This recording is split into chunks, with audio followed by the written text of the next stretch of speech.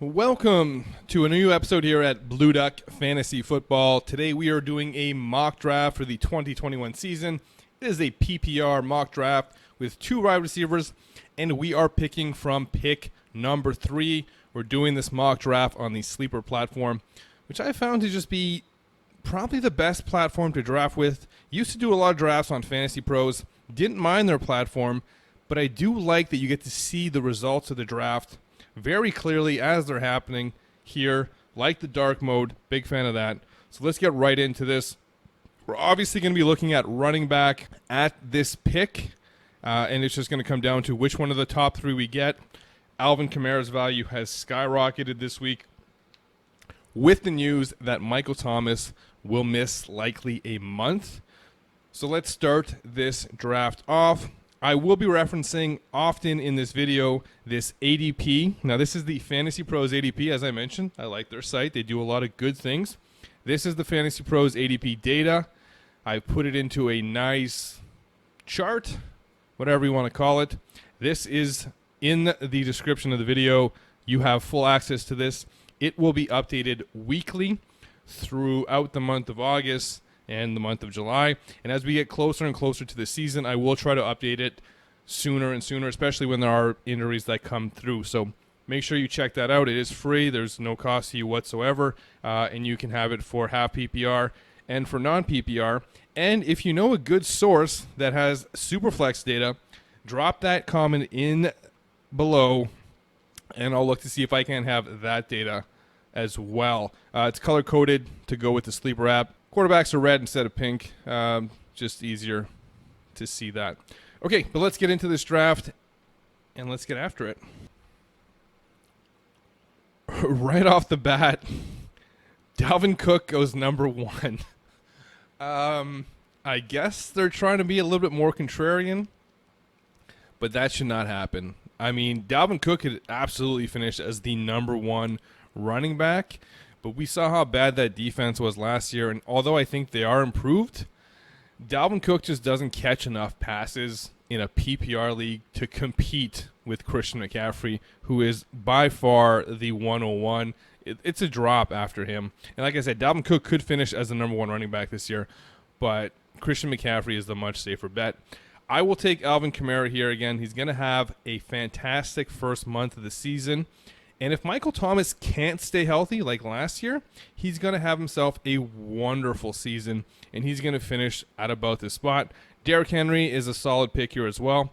As much as I love Saquon Barkley's talent, I am worried that he's not going to be there for the start of the season, and that is going to, as we get closer and closer to the season, his value is going to keep dropping and dropping, and he's going to be somebody that you're going to be looking to get in a better spot than currently where he's going. So let's get Alvin Kamara, and let's see what everybody else picks. Nick Chubb going at 5 is shocking to me. That seems quite high when you have Kareem Hunt to deal with. I know it's a run-first team, but that seems pretty high for Nick Chubb, and we're going to check the ADP on Chubb right now to see where he's normally going. So at 9, he's jumping a lot of spots. This Travis Kelce ADP here at 8 is insane. I think it's based too much off what he did last year. And he's been great, no question about that. But, I mean, come on, not at 8. He should be going around this spot here. I don't think he's that far ahead of Waller and Kittle for him to be taken in the first round this season. Next observation I will make is Patrick Mahomes going in the second round. It's too early to take a quarterback here. I know it's going to happen in a lot of leagues. It's probably going to happen in your league. People are going to fall in love with Patrick Mahomes and how great he can be. But, I mean, he was 5 points per game better than guys like Roethlisberger and Kirk Cousins, who are going a whole 11 or 12 rounds later.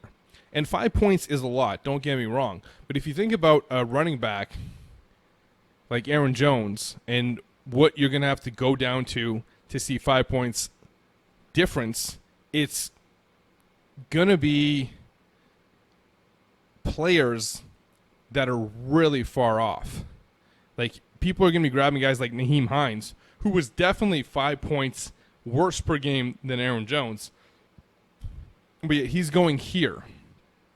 So this value of Aaron Jones to Nyheim Hines versus Patrick Mahomes to Kirk Cousins, you can wait 11 rounds for that same value, versus here you have to pick a guy way earlier to get that same difference in value. So it's very important to understand that it's about points. It doesn't matter what position is scoring them. If Patrick Mahomes versus Kirk Cousins is worth 5 points and you can get Kirk Cousins 11 rounds later, and Nyheim Hines or even Devin Singletary compared to Montgomery or Jones is worth 5 points, and you have to take them 7 rounds, 8 rounds later versus the 11, it shows the value of the points there. So you're better off getting a player like Aaron Jones, like Joe Mixon, and we'll bring up the board to see who was picked and who was not picked. So Mixon went beforehand. Running backs that are left would include Antonio Gibson, Harris, Dobbins. So you're getting a lot of guys that are just, are they going to be that great? Dobbins, will he get enough volume? Gibson, will he get enough volume? Harris, will the line be able to block? Will Swift get enough volume? A lot of questions about volume for a lot of these guys. But just wait on quarterback. There are so many guys. Quarterback doesn't fall off like every other position. It holds for a long time. And there are more than 12 guys that you're comfortable starting this year, so don't be reaching for a quarterback. And I'm probably going to say that in every mock draft that we do. Running out of time for this pick, I'm going to take a look at wide receiver here because I'm not in love with any of these running backs. Michael Thomas should not be drafted here, but these guys absolutely should. Now, again, just peeking at running back to see, I just feel like I'm okay with any of these guys kind of having them the same. And here, Robinson is standing out a bit, but so is Terry McLaurin. And I believe Terry McLaurin is the player that I'm going to go with, simply because Ryan Fitzpatrick likes to throw the ball. He likes to throw the ball deep. And I think Terry McLaurin is going to be a fantastic player this season. If Michael Thomas was healthy, I would absolutely pick him here.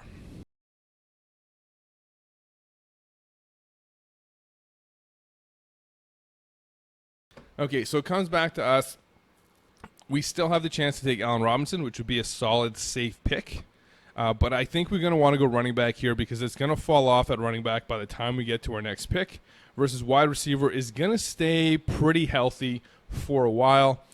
The picks here, what you expected, and Kittle going about a whole round after Kelsey, which isn't that bad. But again, Kittle should be going somewhere in this third round here. So we're going to go running back here. Do we want to double up on Washington? I don't see why not. I don't trust Najee Harris.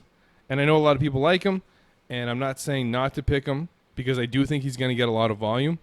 I just think with how they struggled to run the ball last year, I don't think they made the improvements to do that, and it will still be a very heavy passing game. And as the season goes on, he could end up just slowly falling. So let's double up on Washington. Not the ideal scenario, but a team that, with this quarterback, tends to put up points. Saw what he did in Tampa. We've seen what he did in Miami. So let's go Washington. Already not in love with this draft, but let's go.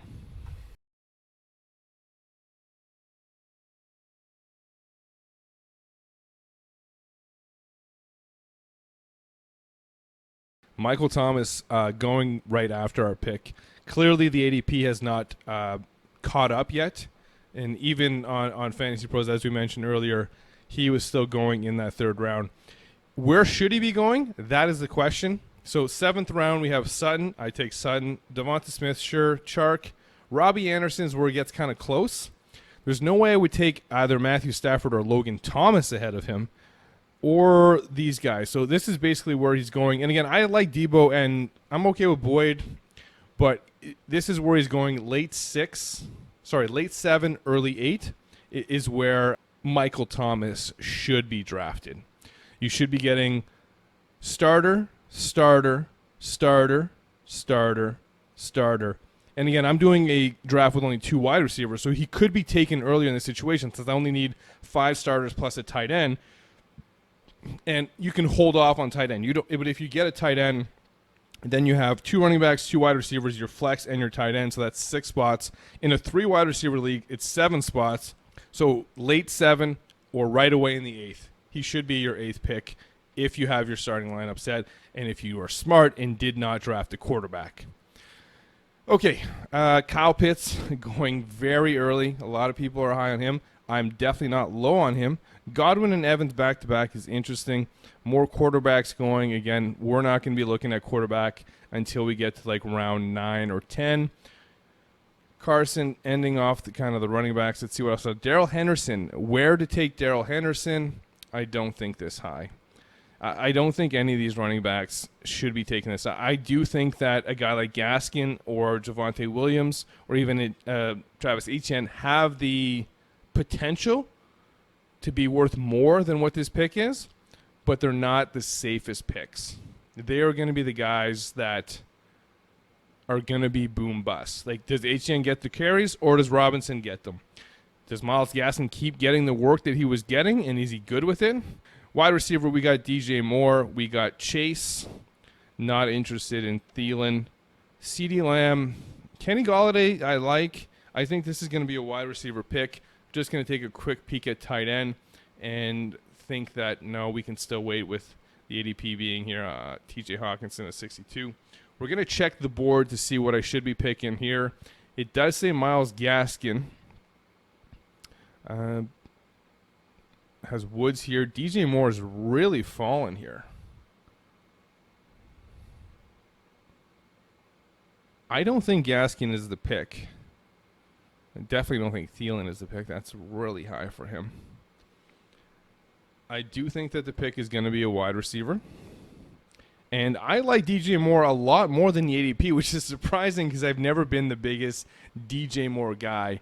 I think with Christian McCaffrey back, with a new quarterback who can sling it a bit better than the last guy, not that Bridgewater can't sling it, but he's more of a control the offense type quarterback. Jamar Chase is your high-risk pick here. Even though he's not really high risk, you just don't know what his ceiling is, and he could come in and break a lot of records, and he wouldn't be a bad pick here either. Robert Woods is the safest of safe picks, but I'm going to go DJ Moore, which is surprising since I'm not the biggest DJ Moore guy. So 4 guys that I definitely wasn't going to pick go after me. It leaves me Jamar Chase, which I am really liking. It also does leave me Kareem Hunt or Myles Gaskin. This is a PPR league. I'm going to go with Jamar Chase. I think he's going to be the number 1 option in Cincinnati. If I wasn't to pick him, I could look TJ Hawkinson at tight end, but I'm looking to wait on tight end and see how far these guys could end up falling, because tight end's a bit of a wild card as to where it's going to go, and this is basically my flex that I'm picking here. Gaskin is the safer kind of higher floor guy, but let's go with the guy who could pull a Justin Jefferson from last year and really destroy everything. Odell Beckham, how the mighty have fallen. We might get him in the next round.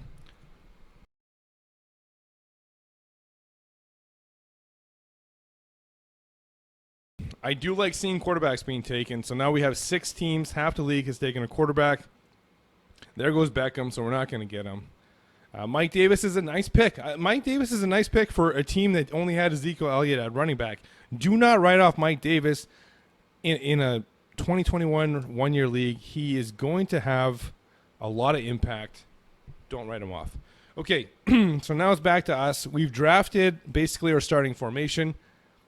And look at that. TJ Hawkinson has fallen. So I'm the type of person that likes to fill out their starting lineup minus quarterback if I can. I'm not going to force a tight end. If Hawkinson and Fant and Goddard and like I was down to like Gronk and Tunyon, I wouldn't be looking at it. But I absolutely love Hawkinson this year. I love Fant's talent as well. So I could wait to see if I get one of them. But now is it worth what I'd be dropping at running back? This is a nice running back, but I still think Gordon has a lot of gas and a lot of like miles left in his legs. James Conner, that's way too early. None of these other guys, only Javonte Williams would be somebody I'd be interested in. The Buccaneers run a committee. You saw it last year. It just wasn't great for fantasy.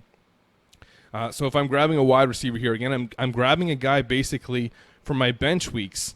And Juju, no, I'm not grabbing T. Higgins, although it would be a nice handcuff to Jamar Chase. I'm just not going to go that route. I do like Chark. I also like these guys. So there's a lot more there. I think I have to take TJ Hawkinson and complete the starting lineup with the flex in play for this PPR league. And we'll see what we get back coming back. But we could get Javonte coming back, and we could get a solid wide receiver as well. Ideally, we could get... It's really Javonte or TJ, and I'm going with TJ. Okay, Javonte came back. So we're going to take that because of the upside and because of the fact that it also gives us our third running back.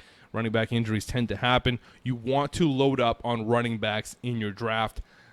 Not really at this point, but at some point you want to start grabbing guys. Like a guy like Zach Moss is good. Michael Carter, those are some nice guys to grab. And again, as you go deeper and deeper, A.J. Dillon, if there's an injury, Aaron Jones, what's his value? It's through the roof. Gus Edwards, if J.K. Dobbins gets hurt. Tony Pollard, if Ezekiel Elliott gets hurt. There's a lot of running backs you want to grab. Running back injuries happen a lot more than any other position, so you want to get a lot of running backs on your bench. We're going to get the high upside pick with Javonte Williams. We don't need him to start right away. We just need him to be the guy come bye weeks. And, let's get Javonte Williams.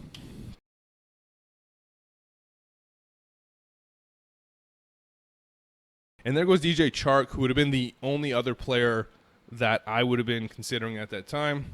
Let me scroll down so you can see the picks here.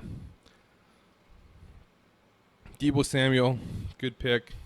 So now back to us. We have our starting lineup completed. We're going to take a peek at quarterback as 1, 2, 3, 4, 5, 6, 7, 8, 9. All but 3 teams have a quarterback. And we still have Brady, Burrow, Hurts, Stafford, Tannehill, and even Deshaun Watson. Any one of those guys would be fine. I would probably prefer Tom Brady out of that group, but it's not a big gap versus the other positions. We have Michael Carter, a guy who could be the guy for the Jets. Trey Sermon, who's gotten a lot of hype, but they're more of a next man up committee there. Zach Moss, who could be the guy over Devin Singletary, who's also there. Damian Harris, who probably isn't going to catch a single pass this year. So in a PPR league, not the best guy. We talked about A.J. Dillon's handcuff value. Let's take a peek at wide receiver. We have Will Fuller. It says he's suspended. I want to see if he's actually suspended for games this season. Yes, he's a boom and bust wide receiver every year he's been in the league. By my count, he's no longer suspended. 17-game season, 6-game suspension. He should be good to play.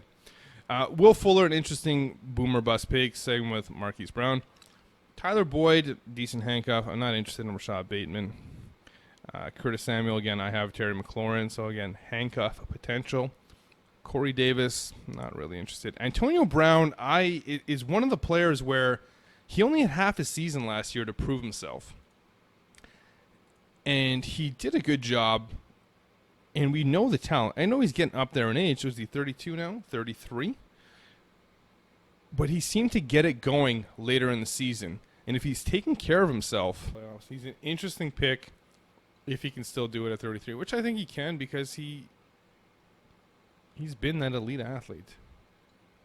I would take him over like Corey Davis. I think because he's listed way down here, I'm not going to take him now.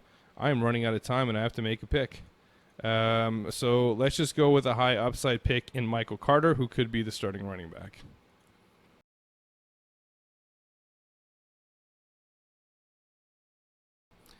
All right, so now we have another fresh 5 minutes. Zach Moss seems like a pretty good bet.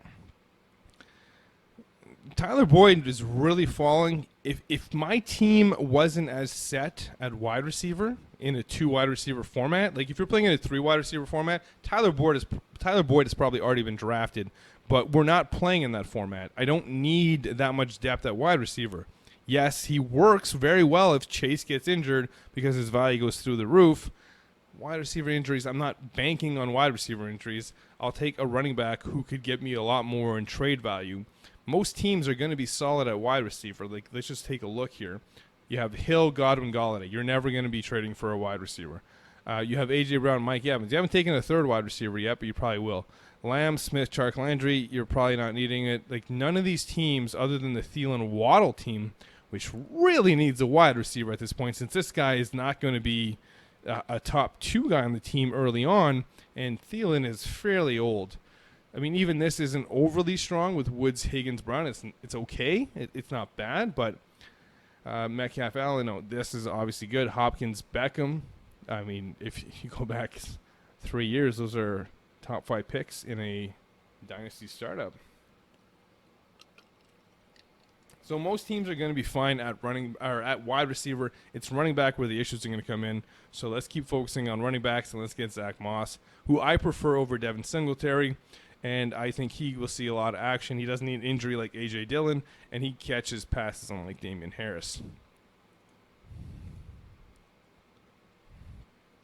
Quarterbacks going. Backup quarterbacks going. That is just stupid.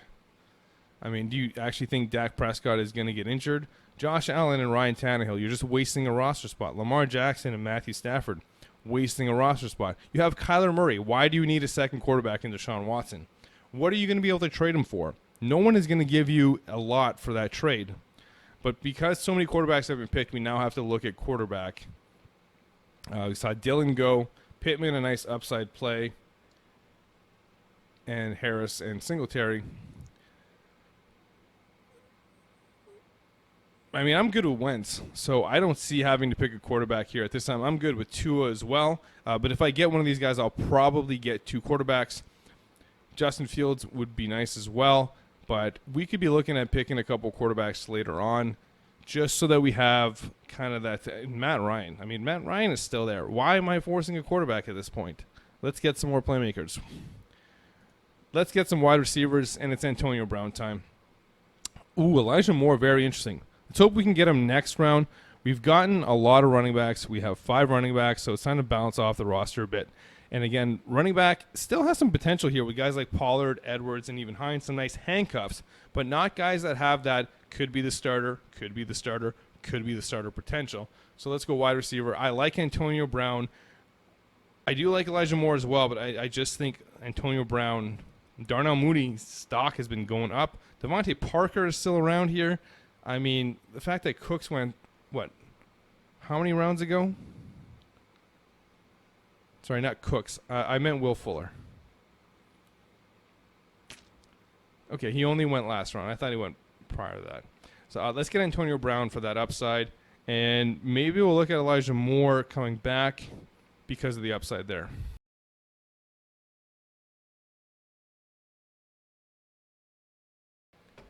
And we miss on Elijah Moore by 1 pick. So there's the Darnell Mooney upside. Or is it time to take a quarterback? I mentioned I was okay with Wentz, but I prefer Matt Ryan. And I'm just going to take a look here to see how many teams actually have a quarterback. Every team but me obviously has a quarterback. This team needs a backup. This team needs a backup. And when I say needs a backup, I mean it's probably going to draft a backup. So one team behind me, 2 teams behind me, 3 teams behind me, 4 teams behind me are probably going to draft a quarterback because they're drafting backups. So if I lose Ryan, Baker, I mean, I could still get Wentz, but I'm not going to risk it. Trey Lance is a pick that I will probably make in this draft because I've waited so long at quarterback. But I'm going to take the safe pick right now. Tyler Higbee, the best player. There's nothing, again, that screams anything. Darnell Mooney is nice, but when is he ever going to play on my team that has, all these other great guys? Darnell Mooney is for deeper wide receiver leagues. Devontae Parker is the guy that I would actually prefer over that. So let's go Matt Ryan. And let's see if we can get Trey Lance coming back.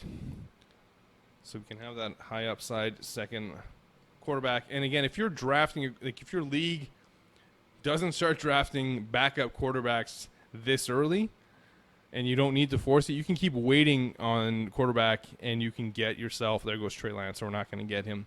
And we're probably just going to stick with Matt Ryan and not get a backup.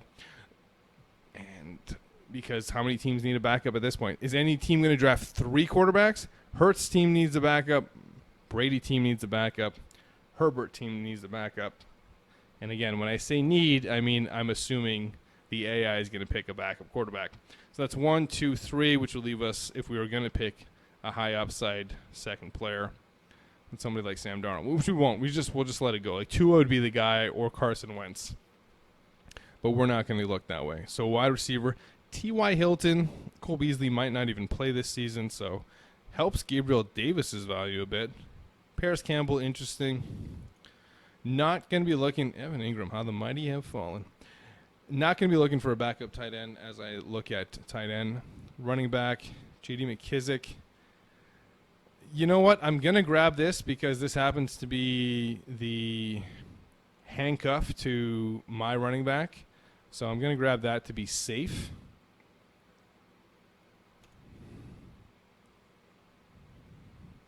There goes T.Y. that I definitely would have considered. I think wide receiver is going to have to be the pick here. And Russell Gage is really just jumping off the screen at me. I mean, Rager's a nice, interesting pick as well. I mentioned Paris Campbell's name. Crowder's very crowded where he is. No pun intended. Yeah, I mean, with Russell Gage, with the situation, with him being the third option there, and if there's an injury, he becomes a number one wide receiver, the de facto number one wide receiver. Going to take the gamble on that. We'll see in 2 weeks, and this is where you're taking your 2-week players, what I like to call 2-week players. You have them on your roster for 2 weeks. You don't start them for 2 weeks, but you know what you have after 2 weeks, and you can cut them, or you can keep them and try and trade them if they have done what you've expected them to do, or not expected, but hoped they would do. In this case, Russell Gage being the number 2 wide receiver, the third option on the team, could be putting up decent numbers that somebody might want to trade in some type of package deal. So let's get Russell Gage and move on.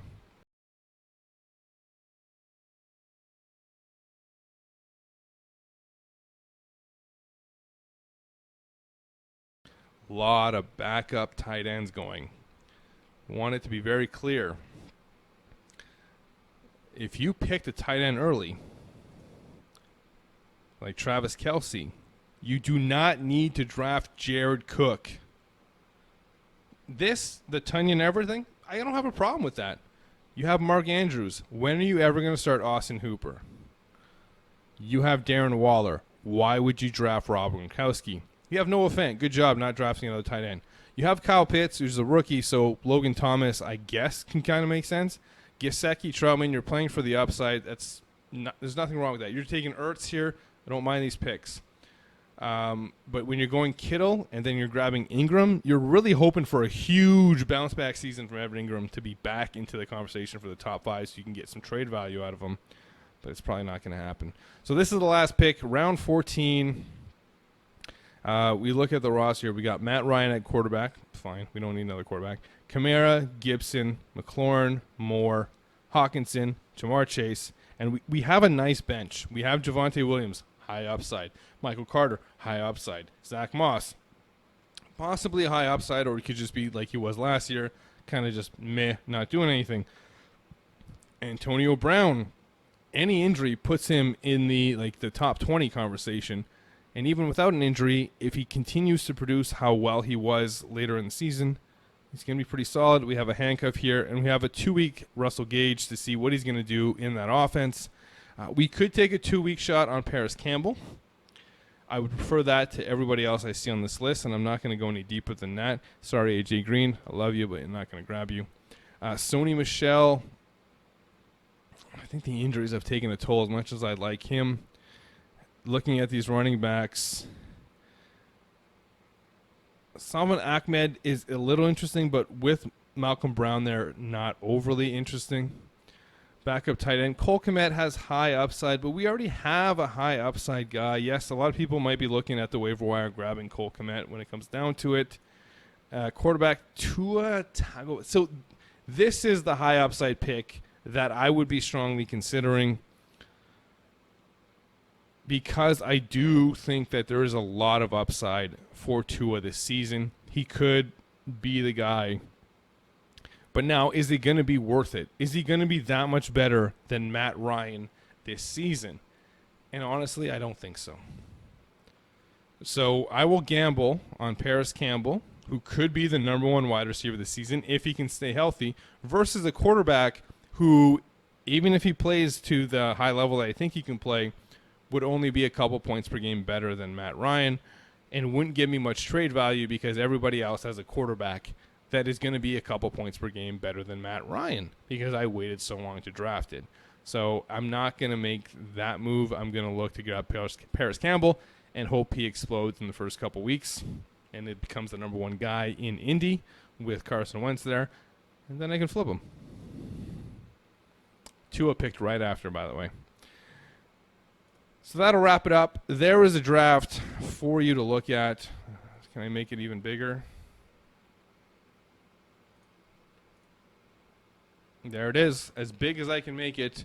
The full draft, the draft recap for our team. Our starting running backs, Alvin Kamara, Antonio Gibson. At wide receiver, Terry McLaurin and DJ Moore. Our flex is Jamar Chase, the rookie out of LSU. TJ Hawkinson really gives us a powerful tight end to set this lineup apart. Quarterback Matt Ryan, good. No defenses or kickers in this draft, and if they were, they would have been just the last two picks. We have some solid running back bench activity. Javonte Williams, who could be the starter as early as week 1. And his value, you can see him being drafted up around the Kareem Hunt area, if not higher, if not into, the 4th round, if he looks like he's going to be the guy ahead of Melvin Gordon to start the season. Michael Carter could be the lead guy. I don't see him ever carrying the load, but in a PPR league, he could catch a lot of passes. He could be that safe outlet for the rookie quarterback, and he could be an Alvin Kamara type back. So, the upside is there. Zach Moss, can he get it together? Can the injuries stay away? Can he be the guy? Can he take over from Devin Singletary, who was picked later in the round? Antonio Brown, nice depth piece with some upside. McKissick is the handcuff to Gibson. As we saw, McKissick was one of the better PPR backs last year as well, so his pass catching is going to come into play. And we have a couple 2-week guys, which is the guys I love grabbing late in drafts, last 2 picks. What are they going to do in the first 2 weeks? If they don't do anything, they're going to get dropped and picked up for other players that are doing something. It could be after 1 week, to be honest with you. But I call them 2-week guys because you usually want to give them more than a week. You don't want to make huge judgment calls like that. But if there is a player that has the breakout week 1 that nobody was expecting, like, say, an Allen Hurns a couple years ago, then maybe you make that move early if they didn't do anything in game 1. But I usually give them 2 weeks, and that's going to wrap it up for the draft. Comment below ranking for the team. Let's go out of 10. Let me know what pick you like, what pick you didn't like, and that's it.